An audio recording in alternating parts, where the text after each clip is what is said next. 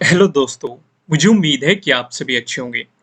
दोस्तों, जो आज हम डिस्कशन करने वाले हैं ये है ट्रेडिंग में बड़े मूवमेंट को कैसे पकड़ना है। इसका डिस्कशन करने वाले हैं। अब देखो, स्ट्रेटेजी सबकी अलग अलग होती है। मेरी स्ट्रेटेजी अलग हो सकती है, किसी अदर ट्रेडर की स्ट्रेटेजी अलग हो सकती है, और बहुत सारे पॉइंट होते हैं। मैं आपके साथ केवल और केवल दो पॉइंट डिस्कस करूंगा। इसमें बहुत सारी चीजें होती है। इन फ्यूचर आगे भी हम काफ़ी चीज़ों का डिस्कशन करेंगे, लेकिन हम यहाँ पे सिर्फ और सिर्फ दो पॉइंट डिस्कशन करेंगे, प्लस एक पॉइंट मैं आपके लिए बोनस में डिस्कस कर दूंगा। यानी कि आप कुल मिला के ये कह सकते हैं कि यहाँ पे 3 पॉइंट का डिस्कशन होने वाला है, जो कि काफ़ी ज़्यादा इंपॉर्टेंट है। क्योंकि मूवमेंट, जब भी कोई मूवमेंट आता है तो उसमें बहुत सारी चीज़ें होती हैं। तो यहाँ से हम 3 चीज़ें उठाएंगे। मेनली 2 चीज़ें रहेंगी, लेकिन तीसरी चीज़ जो चीज़ रहेगी उसका रोल अलग ही होता है, तो उसका डिस्कशन करेंगे। तो दोस्तों, सबसे पहले तो मैं आपको एक चीज़ बता ही चुका। आपको पता है, मान लो ये कोई लेवल है, मार्केट इस पर एक्ट कर रहा है, तो ये क्या है? हमारा रेजिस्टेंस। ये क्या हो गया? ये इस रेजिस्टेंस का ब्रेकआउट मिल गया। ये हमारा सपोर्ट जोन है। मार्केट ने ये क्या मिल गया? ये इसका मिल गया ब्रेकडाउन। यहाँ पे हमें क्या मिला है? ब्रेकआउट। यहाँ पे क्या मिला है? ब्रेकडाउन। यहाँ पे क्या था? रेजिस्टेंस। यहाँ पे क्या था? सपोर्ट। ये बहुत ही बेसिक सा है, आप लोगों को पता है। तो हम यहाँ पे एक तो क्या लेके चलेंगे? रेजिस्टेंस का ब्रेकआउट और सपोर्ट का ब्रेकडाउन। ये तो पहली चीज होगी। ये दूसरी चीज होगी। और तीसरा रहेगा हमारा ट्रेलिंग स्टॉप लॉस। इसका डिस्कशन करेंगे कि इन तीनों चीजों को आप कंबाइन करके किस तरीके से बड़े मूवमेंट को कैच कर सकते हैं। इन सारी चीजों का हम डिस्कशन करेंगे। लेकिन सबसे पहले हम आते हैं इस वाले रेजिस्टेंस पे। देखो क्या होता है, मान लो ये लेवल है और मार्केट इस पे रिएक्ट कर रहा है बार बार। इसका ब्रेकआउट दे दिया मार्केट, लेकिन हमें इंतजार क्या करना होता है? क्योंकि कई बार सिचुएशन क्या होती है, मैंने आपको जो वीडियोस होती हैं वहां पे कई बार बताया है कि मार्केट ऐसे जाता है और इस तरीके से आ जाता है। तो इसे हम रेजिस्टेंस ही मान के चलेंगे, ब्रेकआउट नहीं मानेंगे। और जो लोग जल्दबाजी करते हैं, अगर वो पोजीशन बना के बैठ गए तो उनके लॉसेस हो सकते हैं। आपको कैंडल को प्रॉपर क्लोज होने देना है। इसे क्या माना जाएगा? ब्रेकआउट। और अगर नेक्स्ट मोमेंटम आपको कुछ इस तरीके से दिखाई देता है, यहीं पे साइडवेज चलते हुए फिर आपको इस तरीके से दिखाई देता है, इस तरह की सिचुएशन आपको दिखाई देती है, तो आप इसे समझेंगे प्रॉपर आपको ब्रेकआउट मिल रहा है। सेम वही केस हम ब्रेकडाउन में लेके चलेंगे। अगर कैंडल आपको ऐसे जाके, कुछ लोग यहीं पे पोजीशन बना लेंगे, लेकिन मार्केट इस तरीके से अगर क्लोज होता है तो इसे भी हम सपोर्ट ही मान के चलेंगे। प्रॉपर कैंडल की क्लोजिंग अगर इस तरीके से होती है तो इसे क्या माना जाएगा? ब्रेकडाउन माना जाएगा। समझ रहे हो ना? यहां से हमने क्या सीखा? आपको कैंडल के प्रॉपर क्लोज होने का इंतजार करना है, वो कहां पे हो रही है, तभी हम फाइंड आउट करेंगे कि हमें ब्रेकआउट मिला है या ब्रेकडाउन मिला है। समझ गया? अब मैं आपको सीधा एग्जाम्पल पे लेके चलता हूँ। जो मैं समझाना चाह रहा हूँ वो आपको एग्जाम्पल से समझ में आएगा। और यहाँ पे जो हम चार्ट का इस्तेमाल कर रहे हैं, ये बैंक निफ्टी का। यहाँ पे आप देखेंगे, ये जो जोन मैंने मार्क किया है, ये आपको क्या दिखाई दे रहा है? ये एक रेजिस्टेंस जोन है। मार्केट यहाँ पे रेजिस्टेंस की तरह एक्ट कर रहा है। अब पॉसिबिलिटी क्या है? अगर मार्केट ने इसका ब्रेकआउट दे दिया तो हमारे लिए क्या रहेगा? एक अपॉर्चुनिटी मिलेगी, एक बड़ा मोमेंटम। जितना मजबूत रेजिस्टेंस रहेगा उतना ही अच्छा उसका ब्रेकआउट मिलेगा, अगर मार्केट ने दिया। जितना मजबूत सपोर्ट लेवल रहेगा, सपोर्ट का भी हम एग्जांपल लेंगे, उतना ही अच्छा आपको उसका ब्रेकडाउन मिलेगा। तो यहाँ पे आप देखेंगे 21 को मार्केट ने इसका ब्रेकआउट दिया। पहली कैंडल बनी, ये नेगेटिव यहीं पे सपोर्ट लेके चल रही है। हम इंतजार करेंगे, प्राइस सस्टेन होना चाहिए। और फिर अगर आप नेक्स्ट वाली कैंडल पे देखेंगे, नेक्स्ट वाली कैंडल भी यहीं पे आई। अब यानी कि हम ये भी जानते हैं कि अगर हमारा कोई रेजिस्टेंस जोन है उसका ब्रेकआउट मिलता है तो वो सपोर्ट जोन में बदल जाता है। तो एक रेजिस्टेंस जोन था, मार्केट ने इसका ब्रेकआउट दिया। आप देख सकते हैं दोनों ही कैंडल पे, हर एक कैंडल यहाँ पे 15 मिनट की है, मार्केट ने यहाँ पे सपोर्ट की तरह एक्ट किया। तो यानी कि प्राइस सस्टेन हो चुका। दूसरा, जो हमारी तीसरी कैंडल बन रही है, जो मार्केट ने हाई बनाया था, इसका भी मार्केट ने क्या दे दिया? ब्रेकआउट दे दिया। यानी कि आपको यहाँ पे एक बाइंग अपॉर्चुनिटी मिल रही है, आपने बाइंग पोजीशन बना ली। अब हमें नहीं पता कि इसमें बना कब तक रहना है। यही तो है, बड़े मूवमेंट को हम कब कैच कर पाएंगे? जब हमें पता रहेगा कि मार्केट में कहाँ तक बने रहना है, तभी तो हम बड़े मूवमेंट को कहाँ कैच कर पाएंगे। और इसका पता कैसे चलता है? कुछ लोग क्या करते हैं, कुछ लोग बस 10% लेके निकल लेते हैं, या कुछ लोगों का टारगेट होता है बस हमें 100 पॉइंट लेने हैं निकलना है, कुछ लोगों का टारगेट होता है हमें 50 पॉइंट लेने हैं निकलना है, कुछ लोगों का टारगेट होता है कि हमें 200 पॉइंट लेने हैं तब निकलना है।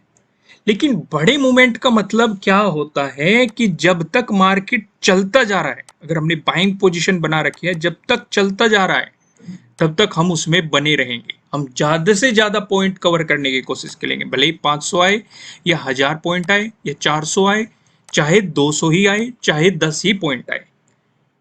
अब इस बड़े मूवमेंट को कैसे पकड़ना है वो डिस्कशन करेंगे। अगर मार्केट गिर रहा है तो गिरता रहे, हमें बिल्कुल बॉटम तक जाना है। देखो, ना तो बॉटम पता होता ना टॉप पता होता, एक आइडिया लगाया जाता है, और वो आइडिया कैसे लगाना है, उसमें हम किस तरीके से पोजीशन में बनेंगे, किस तरीके से काम करना है, वो आप ध्यान से समझो।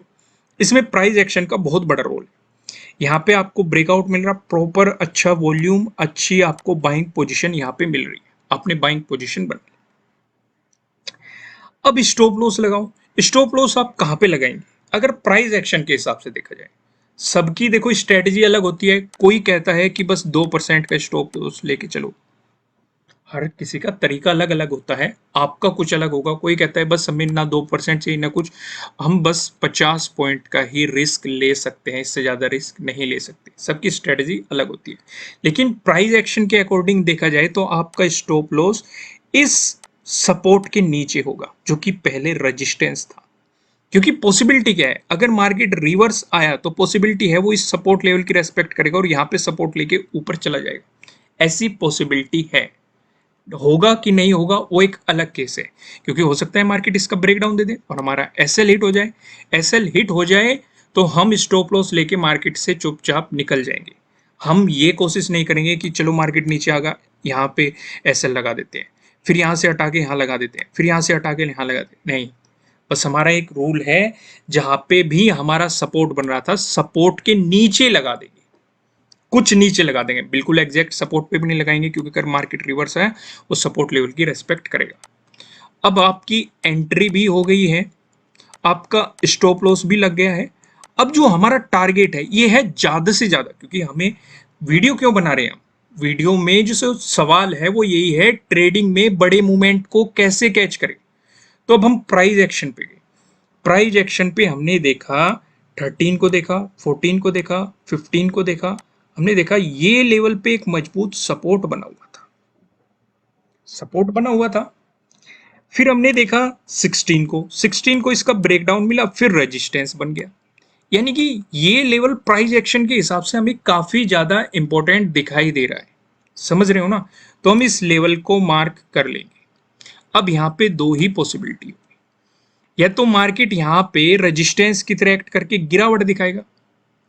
अगर गिरावट दिखाएगा तो यानी कि ट्रेंड रिवर्स हो चुका, तो हमारा जो भी प्रॉफिट हो रहा है हम प्रॉफिट लेके निकल लेंगे। यह है पहली पॉसिबिलिटी।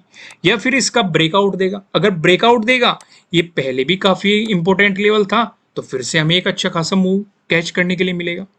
तो हमने क्या किया, हमने इस लेवल को मार्क कर लिया। दूसरा, इसके बाद का लेवल देखा हमने। हम दो तीन लेवल फाइंड आउट करेंगे, क्योंकि हमें एक बड़ा मोमेंटम चाहिए। कैसे चाहिए बड़ा?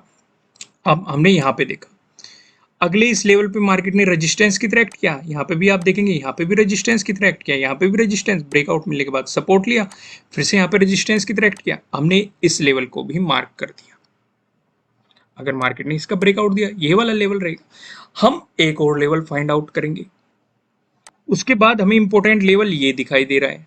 आप यहाँ पे देखेंगे, यहाँ पे मार्केट ने रेजिस्टेंस की तरह एक्ट किया, गिरावट दिखाई, यहाँ पे रेजिस्टेंस की तरह एक्ट किया, गिरावट दिखाई, यहाँ पे रेजिस्टेंस की तरह एक्ट किया, गिरावट दिखाई। हमने तीन लेवल फाइंड आउट कर लिए। इससे ऊपर चौथा ये भी लेवल रहेगा।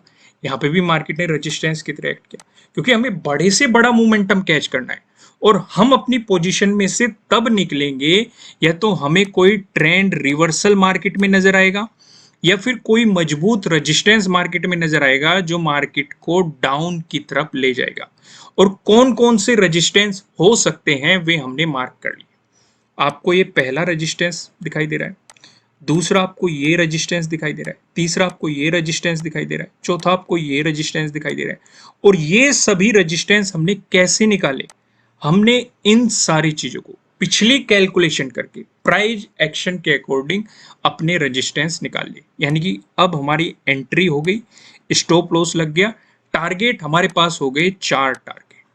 पहला ये, अगर इसका ब्रेकआउट मिला, दूसरा ये, इसका भी ब्रेकआउट मिला, तीसरा ये, इसका भी ब्रेकआउट मिला, चौथा ये, इसका भी ब्रेकआउट मिला, तो अगला हमारा कौन सा टारगेट रहेगा वो भी फाइंड आउट कर लेंगे।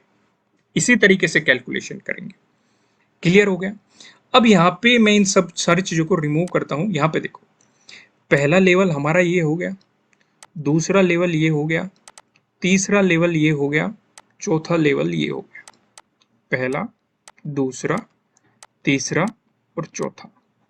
हमें इन सारी चीजों का पता लग गया। एंट्री हमारी होगी, मार्केट अच्छा जा रहा है, इस लेवल के पास आ गया, पहले लेवल के पास। दो ही पॉसिबिलिटी है जो कि मैं आपके साथ डिस्कस कर चुका। पहली, या तो मार्केट गिरेगा, ये रेजिस्टेंस की तरह एक्ट करेगा। ये दूसरी, या तो इसका ब्रेकआउट मिलेगा और ये हमारा रेजिस्टेंस ने रह के नया सपोर्ट बन जाएगा। तो आपने यहां पे देखा, अब मार्केट यहां पे रेजिस्टेंस जोन के पास चला गया, तो जो हमारा स्टॉप लॉस यहां पे लगा हुआ था, अब तीसरे पॉइंट का नंबर आ गया जो हमारा था ट्रेलिंग स्टॉप लॉस। यानी कि हम अपना स्टॉप लॉस ऊपर ले आएंगे, यहां पे ले आएंगे, इस पॉइंट के पास ले आएंगे। अब हम इसे थोड़ा थोड़ा ऊपर ले जाना शुरू करेंगे। अगर मार्केट यहां से रिवर्स हुआ तो हमारा एसएल हिट हो जाएगा, इतना प्रॉफिट हमारे पास आ जाएगा। लेकिन अगर इसका ब्रेकआउट मिला तो हमारे लिए नेक्स्ट टारगेट क्या हो गया? सेकंड टारगेट हमने फाइंड आउट कर रखा है प्राइस एक्शन के अकॉर्डिंग। अब आप यहां पे नोटिस करो, यहां पे आपको क्या दिखाई दे रहा है? पहला ये क्या था? रेजिस्टेंस ब्रेकआउट मिला, बन चुका ये सपोर्ट। सपोर्ट बन चुका है, इसका मतलब हम अपना जो ट्रेलिंग स्टॉप लॉस है वो और ऊपर ले जा सकते हैं, क्योंकि यही सपोर्ट की पॉसिबिलिटी तो हमने यहाँ पे भी देखी थी ना। क्योंकि अब जब पॉसिबिलिटी होगी कि हमारा नेक्स्ट टारगेट अचीव हो जाएगा, जो हमारा दूसरा टारगेट था, तीसरा और ये चौथा टारगेट, यानी कि दूसरे वाले टारगेट की पॉसिबिलिटी बढ़ गई। लेकिन मार्केट ने अगले ही कैंडल में इसका भी ब्रेकआउट दे दिया, तो इसका मतलब हमारी तीसरे टारगेट की पॉसिबिलिटी बढ़ गई। तो हमने अपने स्टॉप लॉस को यहाँ पे लगा देंगे, ट्रेल करते रहेंगे उसे। अगर इसका भी ब्रेकआउट मिल गया, अपने स्टॉप लॉस को यहाँ पे ले जाएंगे, क्योंकि अगर रिवर्सल आया यहीं पे तो हमारे स्टॉप लॉस हिट होगा, ये प्रॉफिट हमारे हाथ लग जाएगा। क्लियर है ना? किस तरीके से आप बड़े मोमेंटम को कैच कर रहे हो, मतलब आप अपनी रिस्क कैपेसिटी को बढ़ा रहे हो, रिस्क ले रहे हो, लेकिन रिस्क भी आपका कम होता जा रहा है।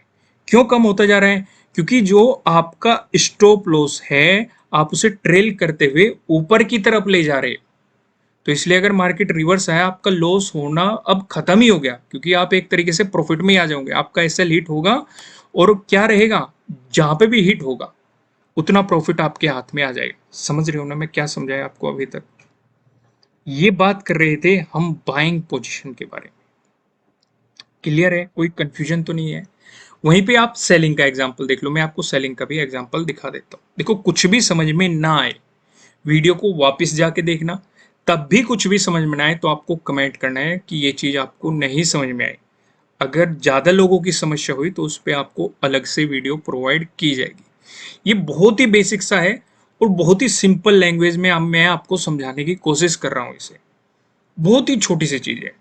देखो, बड़ी मूवमेंट को कैच करने के लिए बहुत सारी चीजें होती हैं, उनमें से बस मैं आपके साथ दो ही चीजें डिस्कस कर रहा हूं, सिर्फ दो ही चीजें डिस्कस कर रहा हूं। क्योंकि टॉपिक इतना बड़ा है ये कि कोई इंडिकेटर लगाएगा, कोई मूविंग एवरेज लगाएगा, या कोई पिवट पॉइंट लगाएगा, या सिंपल प्राइस एक्शन के अकॉर्डिंग लगाएगा, या प्राइस एक्शन से जो हम आपको सपोर्ट रेजिस्टेंस लगा रहे हैं वो लगाएंगे। तो बहुत सारे तरीके हैं, पर लेकिन आपको एक प्रॉपर समझना है, चीजों को कैच करना है, लॉजिक लगाना है, कुछ अपनी भी स्ट्रेटेजी बनाया करो। अब बनाने की कोशिश करा करो। मान लो आपका प्रॉफिट हो गया, अपने प्रॉफिट का 10% आप नई चीजें सीखने में लगाओ। जितना आप खुद से सीखेंगे, खुद से प्रैक्टिस करेंगे, उतना ज्यादा आपका एक्सपीरियंस बढ़ेगा। ये नहीं कि हम जो बता रहे हैं कोई और अदर ट्रेडर आपको बता रहा है, आप बस उसे ही करते जा रहे हो। उससे मतलब आपको आइडिया तो लग जाएगा, कुछ ना कुछ आपको एक्सपीरियंस भी मिल जाएगा। लेकिन आप जब तक नया सीखने की कोशिश नहीं करेंगे, इस मार्केट को नहीं समझ पाने की। जब आप नया ट्राई करने की कोशिश करते हैं तो आपको बहुत सारी चीज़ें पता लगता है, कुछ कैलकुलेशन फेल हो जाती है आपकी, हर किसी की होती है। तो इसलिए जो 10% है वो नई चीज़ें सीखने में लगाओ अपने उसको। चलो अब एक एग्जांपल हम यहाँ पे सपोर्ट का भी देख लेते हैं। यहाँ पे आ जाओ। यहाँ पे आपको यहीं पे देखेंगे आप, ये सपोर्ट यहीं पे है, ये वाला ही एग्जांपल ले लिया हमने, यहाँ पे मार्क कर रखा है। ये सपोर्ट लेवल था। हम क्या कर रहे हैं, इसका ब्रेकडाउन मिलेगा तो हमें सेलिंग अपॉर्चुनिटी मिलेगी। यहाँ पे देखो इसका ब्रेकडाउन मिला, आपको ब्रेकडाउन मिला, सपोर्ट लेवल था, वो क्या बन जाएगा, रेजिस्टेंस। मैंने आपको समझाया हुआ है, कोई सपोर्ट जोन है उसका ब्रेकडाउन मिला, वो रेजिस्टेंस बन गया, रेजिस्टेंस बन गया, आपको एंट्री मिल गई। एसएल कहाँ लगाना है, इस रेजिस्टेंस के ऊपर, समझ गए आप। और पोजीशन मार्केट में बनानी है। फिर लेवल फाइंड आउट कर लो, जो भी पीछे देख के प्राइस एक्शन के अकॉर्डिंग कि मार्केट कहाँ तक जा सकता है या किस तरीके से, वे लेवल फाइंड आउट करो और अपना जो एसएल है इसे आगे ट्रेल करते रहो। पहले तो लाओ इसे कोस्ट टू कोस्ट, फिर जब मार्केट और गिरता रहे फिर इसे यहाँ पे ले आओ, फिर इसे और नीचे ले जाओ। तो यानी कि अगर मार्केट रिवर्स भी हुआ, आपका एसएल हिट होगा और जहां पे हिट होगा वो आपका प्रॉफिट हो जाएगा। क्लियर है ना। और जरूरी नहीं कि आपको एसएल ही हिट करवाना है, ऐसा बिल्कुल भी जरूरी नहीं है। अगर आपको ये लग रहा है कि आपका काफी प्रॉफिट होगा तो आप क्या कर सकते हैं, अपना प्रॉफिट बुक कर सकते हैं। समझ गए अच्छे तरीके से। जरूरी ये भी नहीं है, ये तो मैं आपको तरीका बता रहा हूँ कि ज़्यादा से ज़्यादा प्रॉफिट लेना हो, उसी डायरेक्शन में अपने एसएल को नीचे की तरफ ले जाते रहो तो आपका प्रॉफिट ऑटोमेटिकली बढ़ता चला जाएगा। क्लियर है। साइडवेज मार्केट में ये चीज़ें काम नहीं करेगी, ज़्यादातर आपका एसएल हिट होता रहेगा, और इसलिए मैं साइडवेज मार्केट को हमेशा कहता हूँ अवॉइड करना है। समझ गए। जैसे आपको यहाँ पे साइडवेज सिचुएशन देखने को मिल रही है, यहाँ पे देखो साइडवेज सिचुएशन आपको मार्केट में देखने को मिल रही है, यहाँ पे देखो साइडवेज, यहाँ पे भी आप देखेंगे साइडवेज।